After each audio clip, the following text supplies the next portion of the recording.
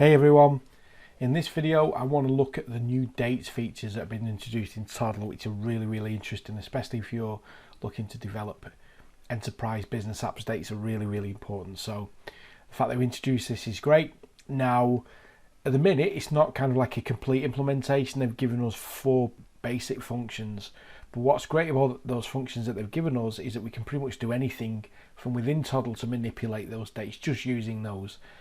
And so we're going to have a look at those now, just the principles mainly, but we'll also go look into other things as well. So if we have a look, the first thing that I want to do is just to explain the different types, if you like, that are going to control the dates. So the first type is we've got what we call a timestamp.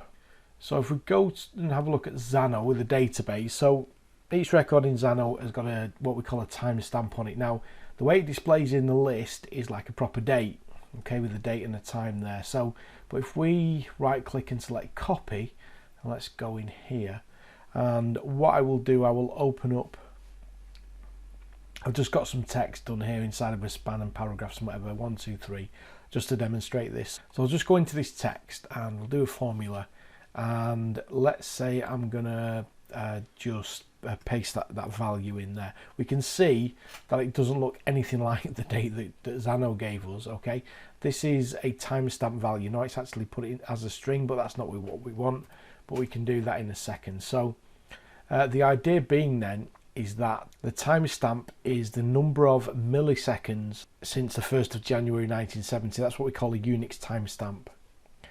And some systems have the timestamp in seconds, which generally means that when we pasted that in, if you notice, we've got a 13-digit number effectively. If it was only seconds, it would be just the first 10 characters there, but Xano gives us in milliseconds. Unfortunately, Toddle works exactly the same way. Yeah, so we have our timestamp in there. So what I'll do, I will create a variable here, and we will just call that this date. Okay, and I'll paste that in so that we've got it in a variable. So there we go. So at the minute we've just got that, so let's go into our formula again, and what we will do is we'll grab this one. Okay, so we're just grabbing what's in the variable there, and what we want to do then is we need to do something with that. Obviously we can't display that to the user, so we need to sort of convert it into something. So there's a few things that we can do. Timestamp is not really its own type, it's more like a number. So if we come here, what Toddle gives us is this function that we can just do here that's basically date from timestamp. And so what it says is it converts a timestamp in milliseconds to a date. Okay, and so notice it's important it says milliseconds, because if you're working with a timestamp format that just goes down to the seconds, then essentially you've got to put another step in there for Toddle to be able to recognize it as a date. So we'll select date from timestamp, and it doesn't really show us anything there at the minute, but it has been done in timestamp. But if we look up here, what we've got is the date that we pulled out in from Xano. So we can see it's readable, we can use it. It's not particularly formatted very well in terms of how you'd normally display it, but you can see that it's at least showing us some kind of date that we've converted from the timestamp. So we've got a timestamp, which is how we'd generally get date and time information down from a database like Xano, and then we've got the actual date format. And then what we can do, Toddle gives us this format date function, and what that does then, you can see right away it's converted it into the standard sort of UK standard, because it's I assume it's the browsers recognize my location. But if you want to do it in a different way, I can do, in the location I can do GB, which won't change anything, but if I do EN for English and US, you can see that gives it us in American format, which is the month, then the date, then the year first. Okay, and then we've got lots of other options that we can do, and because Toddle is based on web standards, then obviously we can go and have a look at that documentation pretty easy to be able to format it in a different way that we like. But the point is that we get a variable, we turn it, which is a timestamp, we turn it into a date, then we format that date, and then we get our output here quite nicely. So what I will do there, I will just put a little bit of a description. Okay, take a timestamp, convert to a date, I'll format to a string. So basically what's happening there then is that we're dealing with 3 different types in the same formula. So what's happening is we're putting in a timestamp, we're converting it to a date, and then we're formatting that date, and what we actually get out of it is a string. And that's really important because we can actually do quite a lot of manipulation with that string. We can do quite a lot of manipulation with it as a timestamp as well. At the minute, Toddle don't expose any additional functionality as a date type. We can do lots with the timestamp, we can do lots with the string. Okay, so one of the other things that Toddle gives us as well is a formula that they call now, and let's have a look at that in this next one down. So what they do is they give us this variable called now. Now is of type date. It says it there, output the date. Okay, and it gives it us in this particular format. Okay, so essentially that gives you the time now. Now if I was to try and convert that into a timestamp, okay, then what I would use is I would use the timestamp formula. Okay, and then I would get this back out of it again. So the idea then is that you can use now to get the current date and time on your system, and you can turn it into a timestamp to get in the timestamp formula. Let's say if you needed to write that as a timestamp back to the database, etc. So that's just another way to get dates out. This time it's the other way around that we had before. Now this isn't too useful on its own as it stands at the minute, obviously, because it's not really any good to show. But let's say, for example, I wanted to add, let's say, 7 days from the current date and time, the current date effectively. How would I do that? How can I add 7 days to that date? Okay, and then expose that, display it here. So what I can do is fairly simple with using the timestamp, because all I need to do really is to work out how many milliseconds are in a day and then times it by the number of days that we can have. So let's say, for example, let's go back to data and let's add another variable just for now. Let's say we'll call it add days, and let's say that I want to add 7 days onto there. Okay, and just so that we can see that it's dynamic. So if we come in here, and what we can do then is we're going to add to the current timestamp. So we got the date, current date and time, converted it to a timestamp, and now what we actually want to do is to add a value, because remember, a timestamp is just a number effectively. So we're going to add the number, and that's what we're getting, the first number that we're going to use, and then we're going to add something to it. So I'm going to do there, we can't just add days because at the minute we've just got 7, so we need to multiply it by something. So I'm going to put multiply, and what I'm going to multiply it by is our variable that we added. So I'm going to say add days, and then with this one, what I'm going to do actually is a static value, so I'm going to type it in here, and it's actually 86,400. Okay, but we've got to add 3 zeros to it because we're dealing in milliseconds. Okay, so we've done that. Now obviously we still, with this output here, we're still only seeing a timestamp. So what we need to do then is convert this new date that we've calculated into a date type. So let's do that. So we're going to say, let's say we're going to say date from timestamp. Okay, and then what we'll do, we'll format it so that we can actually see it properly. Okay, and again we can see straight away that it's added the week to it. We've now got the 11th of the 7th 2023, because today is the 4th of July. Happy Independence Day to our American friends, or Happy Treason Day as we call it in England. And you all get a day off, but we get a day to play with Toddle. Yeah, we're moving on, baby.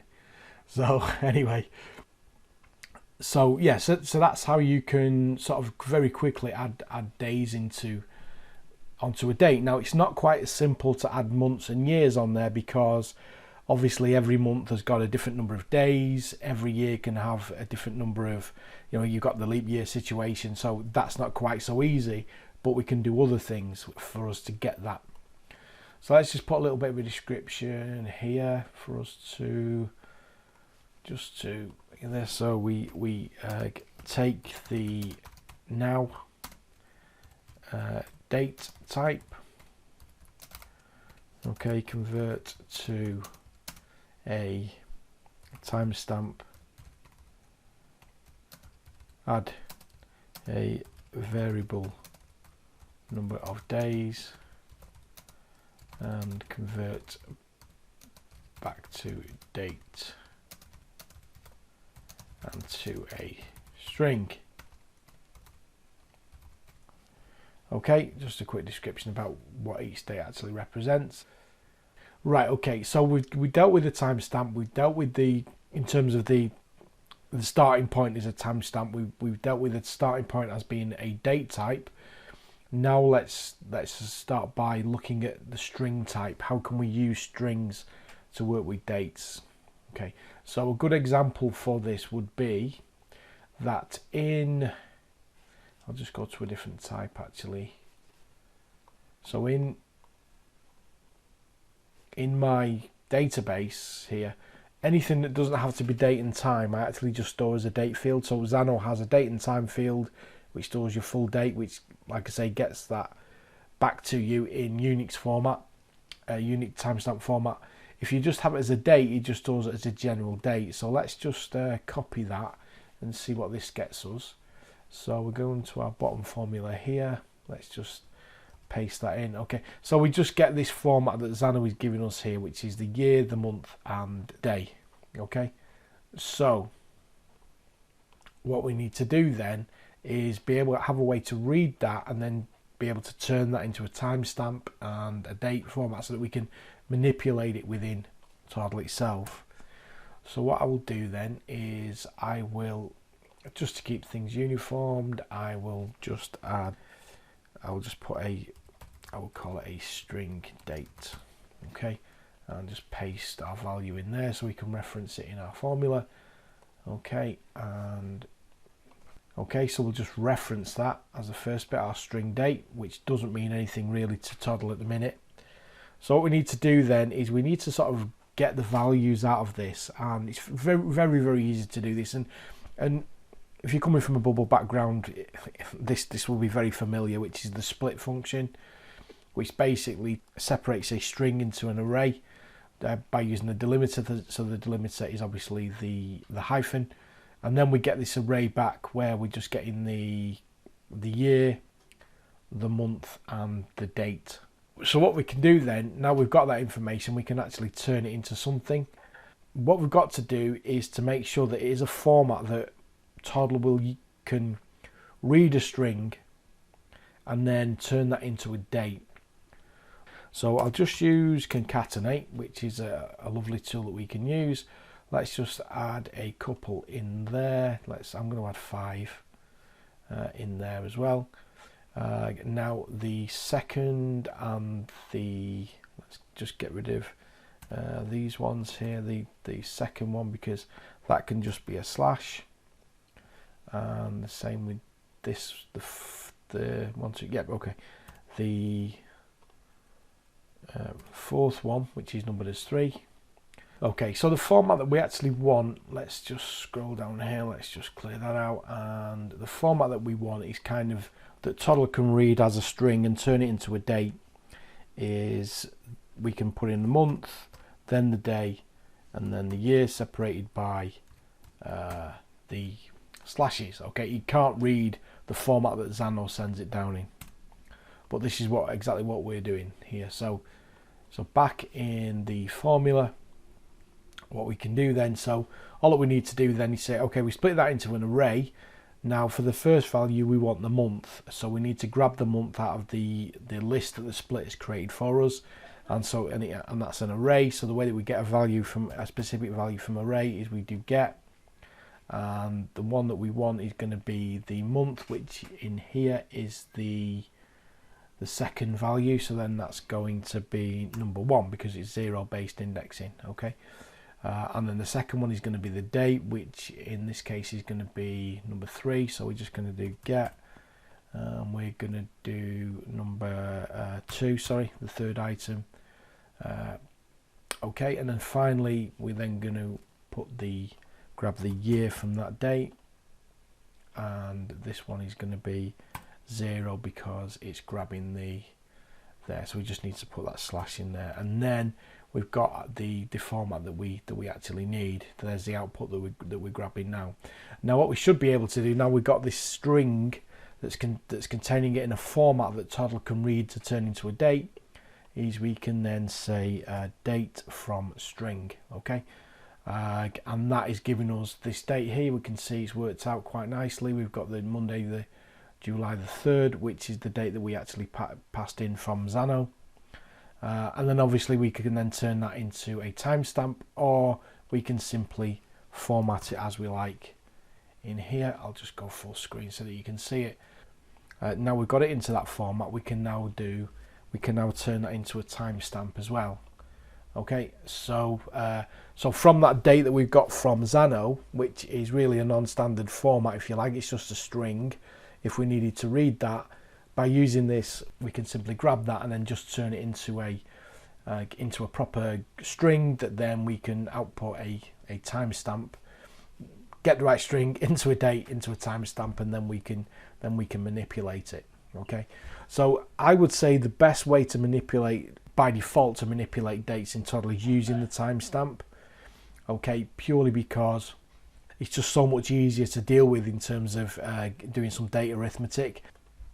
It's not always easy to do arithmetic on months and on years. Each month has a different number of days in it. Each year has a different, years can be either 365 or 366 days. So it's not quite as easy just adding so many days onto it. Now, usually, as you know, in Bubble, usually you can do different things to manipulate that's built into the platform. Now at the minute, Toddle haven't done that. They've not given you so much out of the box, and the reason being is that they simply want to see what the community is doing with that. But just to give you some idea, anyway, I'll load a different page up that I was having a play with earlier.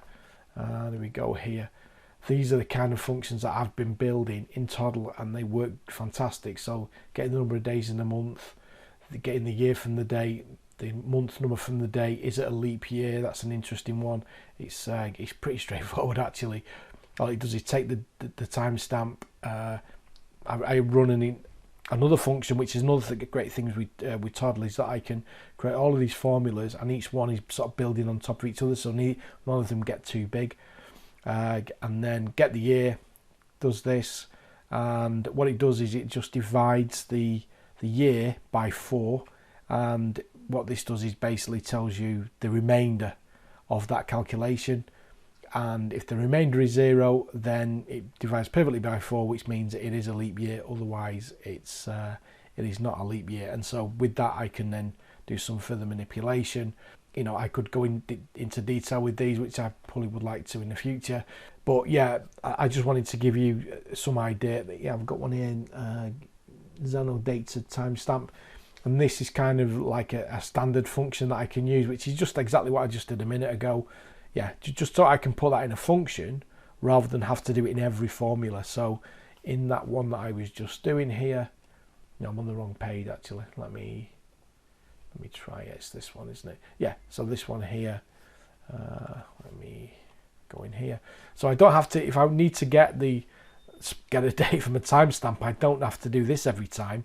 All I can simply do is run the function that grabs the timestamp from the Xano date format, and I know that I'm getting the right date back from it every single time. So I hope that's useful for me. If you want me to do a bit more on dates, then certainly I'm happy to do it. What I love the most about it, because actually all it's done really is added 4 different functions in there. What I really like about it is just how it's proven to me how extensible that Toddle is, really, because of the fact that I can jump in and I can just use it, no code, no code at all, just using the standard formulas, that I can build a whole library of stuff. And I've barely scratched the surface here. I'm not really touched on times or anything like that. I'm more into, when I'm developing sort of business apps, it's more based on the date. The time doesn't come into it too much, or it does sometimes obviously, but not very often. And yeah, you can do one hell of a lot with Toddle's built-in formulas without writing any code, and then you just, if you like, chain them all together and you can make it do pretty incredible things. So I hope that gives you some idea. Let me know in the comments if you want me to do more stuff like this. Please don't forget to subscribe. It just helps more people see the videos, makes the message to get out there about what Toddle is doing, what I'm doing. Yep, thanks for watching, appreciate it, and take it easy.